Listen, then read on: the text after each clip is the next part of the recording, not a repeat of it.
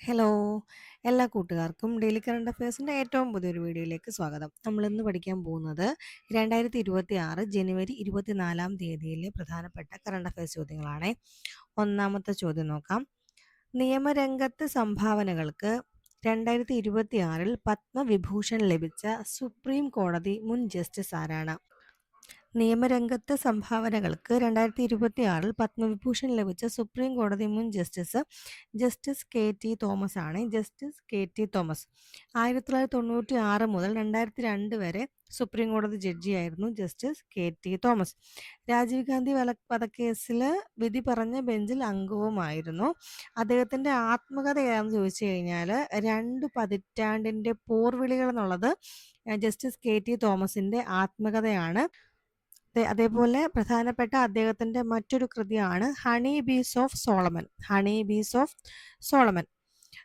പിന്നെ പ്രധാനമായിട്ട് അദ്ദേഹത്തെക്കുറിച്ച് പറയാനുള്ളത് അൺഎയ്ഡഡ് വിദ്യാഭ്യാസ സ്ഥാപനങ്ങളിലെ ഫീസ് നിയന്ത്രണ കമ്മിറ്റി അധ്യക്ഷനുമായിരുന്നു justice K T Thomas. Okay, ഇപ്പൊ നിയമരംഗത്തെ സമഗ്ര സംഭാവനകൾക്ക് 2026-ൽ പത്മവിഭൂഷൺ ലഭിച്ച സുപ്രീം കോടതി മുൻ ജസ്റ്റിസ് ആണ് ജസ്റ്റിസ് കെ ടി തോമസ്. അടുത്ത ചോദ്യം, ഭൗമശാസ്ത്രത്തിലെ നോബൽ എന്നറിയപ്പെടുന്ന ക്രാഫ്രോഡ് പ്രൈസിന് 2026 അർഹനായ ഇന്ത്യൻ വംശജനായിട്ടുള്ള കാലാവസ്ഥാ ശാസ്ത്രജ്ഞൻ ആരാണ്? ഭൗമശാസ്ത്രത്തിലെ നോബൽ എന്നറിയപ്പെടുന്ന ക്രാഫോർഡ് പ്രൈസിന് 2026 അർഹനായ ഇന്ത്യൻ വംശജനായ കാലാവസ്ഥാ ശാസ്ത്രജ്ഞനാണ് വീരഭദ്രൻ രാമനാഥൻ. ഈ ക്രാഫോർഡ് പ്രൈസ് എന്ന് പറയുന്നത് Royal Swedish Academy of Science നൽകുന്ന സമ്മാനമാണ് ക്രാഫോർഡ് പ്രൈസ് എന്ന് പറയുന്നത്. അടുത്ത ചോദ്യം, ലിവ് ഇൻ റിലേഷൻഷിപ്പുകളെ ഗാന്ധർവ വിവാഹമായി പരിഗണിച്ച് സ്ത്രീകൾക്ക് നിയമ പരിരക്ഷ ഉറപ്പാക്കണം എന്ന് അടുത്തിടെ നിരീക്ഷിച്ച ഹൈക്കോടതി ഏതാണ്? ലിവ് ഇൻ റിലേഷൻഷിപ്പുകളെ ഗാന്ധർവ വിവാഹമായി പരിഗണിച്ച് സ്ത്രീകൾക്ക് നിയമ പരിരക്ഷ ഉറപ്പാക്കണം എന്ന് അടുത്തിടെ നിരീക്ഷിച്ച ഹൈക്കോടതിയാണ് മദ്രാസ് ഹൈക്കോടതി. അപ്പോൾ ഈ ഗാന്ധർവ വിവാഹം എന്താണെന്ന് വെച്ച് കഴിഞ്ഞാൽ പങ്കാളികൾ പരസ്പര സമ്മതത്തോട് ഒന്നിച്ച് ജീവിക്കുന്ന രീതിയാണ് പുരാണങ്ങളിൽ നമ്മൾ ഈ ഗാന്ധർവ വിവാഹം എന്ന് അറിയപ്പെടുന്നത്. അപ്പോൾ ഈ ലിവ് ഇൻ റിലേഷൻഷിപ്പുകളെ ഗാന്ധർവ വിവാഹമായിട്ട് പരിഗണിച്ച് സ്ത്രീകൾക്ക് നിയമപരിരക്ഷ ഉറപ്പാക്കണമെന്നാണ് മദ്രാസ് ഹൈക്കോടതി അടുത്തിടെ നിരീക്ഷിച്ച കാര്യം. നമ്മുടെ ഗാർഹിക പീഡന നിയമം ഉണ്ടല്ലോ, ഗാർഹിക പീഡന സംരക്ഷണ നിയമം 2005 പാസ്സായ ഗാർഹിക പീഡന സംരക്ഷണ നിയമം, ഈ നിയമപ്രകാരം ലിവ് ഇൻ ബന്ധങ്ങളിലെ സ്ത്രീകൾക്കും സംരക്ഷണത്തിന് അവകാശമുണ്ട്. ഓക്കെ, അടുത്ത ചോദ്യം നോക്കാം. ഹിന്ദുസ്ഥാനി സംഗീതത്തിലെ പാടുന്ന വയലിൻ എന്നറിയപ്പെടുന്ന 2026-ൽ പത്മവിഭൂഷൺ ലഭിച്ച സംഗീതജ്ഞ ആരാണ്?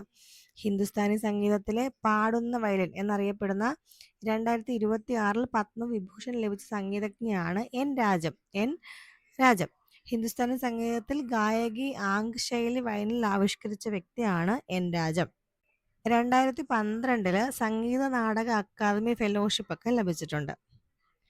അടുത്ത ചോദ്യം, കർണാടകയിലെ മാഠയിൽ പുസ്തകമാനെ എന്ന പേരിൽ വൻപൻ ലൈബ്രറി സ്ഥാപിച്ച് 2026-ൽ പത്മശ്രീ നേടിയ വ്യക്തി ആരാണ്?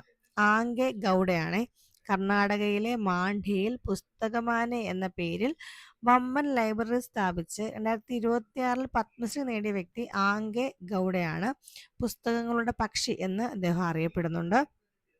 ഇദ്ദേഹം ഒരു സാധാരണ ബസ് കണ്ടക്ടർ ആയിരുന്നു.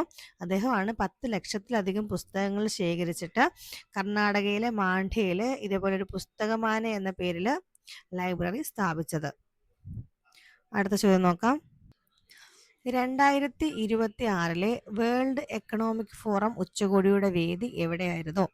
2026-ലെ വേൾഡ് എക്കണോമിക് ഫോറം ഉച്ചകോടിയുടെ വേദി സ്വിറ്റ്സർലൻഡിലെ ദാവോസിലായിരുന്നേ.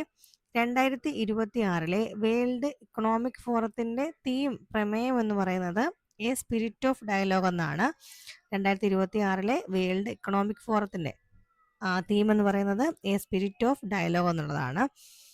അതുപോലെ തന്നെ വേൾഡ് എക്കണോമിക് ഫോറത്തിന്റെ ആസ്ഥാനം ചോദിക്കുകയാണെങ്കിൽ അത് സ്വിറ്റ്സർലൻഡിലെ കൊളോക്നിയിലാണ്.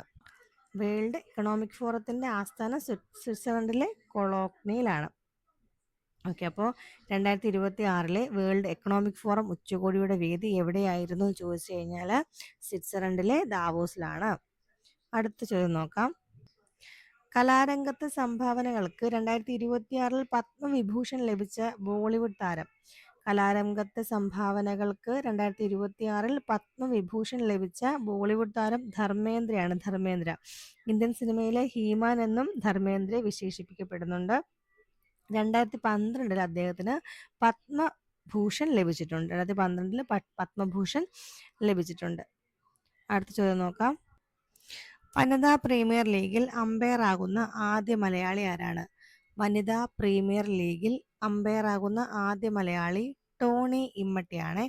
വനിതാ പ്രീമിയർ ലീഗിൽ അമ്പയർ ആകുന്ന ആദ്യ മലയാളി ടോണി ഇമ്മട്ടി. അടുത്ത ചോദ്യം. ഇന്ത്യയുടെ ആദ്യത്തെ ബ്രസ്റ്റ് മിൽക്ക് ബാങ്ക് സ്ഥാപിച്ച് 2026 പത്മശ്രീ നേടിയ ഡോക്ടർ ആരാണ്? ഇന്ത്യയുടെ ആദ്യത്തെ ബ്രസ്റ്റ് മിൽക്ക് ബാങ്ക് സ്ഥാപിച്ച് 2026 പത്മശ്രീ നേടിയ ഡോക്ടർ അർമിഡ ഫെർണാണ്ടസ് ആണ്. Doctor Armida Fernandez mother of Indian neonatology എന്ന പേരിൽ അറിയപ്പെടുന്ന വ്യക്തിയും കൂടിയാണ് ഡോക്ടർ അർമിഡ ഫെർണാണ്ടസ്. അപ്പോൾ ഇദ്ദേഹം സ്നേഹ എന്ന സന്നദ്ധ സംഘടനയുടെ സ്ഥാപക കൂടിയാണ്. സ്നേഹ എന്ന സന്നദ്ധ സംഘടനയുടെ സ്ഥാപക കൂടിയാണ് ഡോക്ടർ അർമിഡ ഫെർണാണ്ടസ്. അടുത്ത ചോദ്യം. രാജ്യത്തിന്റെ അതീവ സുരക്ഷാ പ്രാധാന്യമുള്ള ഡിജിറ്റൽ വിവരങ്ങൾ മറ്റൊരു രാജ്യത്ത് സുരക്ഷിതമായി സൂക്ഷിക്കുന്നതിനായി ഇന്ത്യയും UAE-യും തമ്മിൽ ധാരണയായ സംവിധാനം എന്താണ്?